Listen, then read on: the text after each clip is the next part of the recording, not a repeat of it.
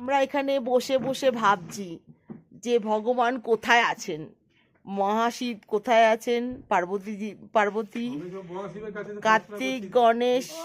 আমরা কল্পনার জগতে ভাসছি, বাস্তব কি আমরা জানি না, কিন্তু আমরা দেখছি মন দিয়ে। আমার দু বন্ধু খুব ভালোভাবে ঘুমোচ্ছেন, একজন খুব সুন্দর ঘুমিয়ে পড়েছেন, দেখুন একদম পুরোপুরি নিয়ে নিচে। আরেকজন আড়ালে গেল কেন? সবাই একটু হাত নাড়ো। হাই। আচ্ছা, এই এনাদের বরের পেছনে বসে আছে কেন? বড়রা যদি চেয়ার উল্টে পড়ে যায় ধরার জন্য, কেন এখনো আমাদের দুদিন বাকি আছে ধাক্কাধুক্কি খাওয়ার। প্লিজ। আচ্ছা, আমরা সবাই মিলে ভাবছি যে এখানে কে কে আছেন। আচ্ছা বাপি একটু ক্লোজলি, বাপিকে একটু সরে যাও।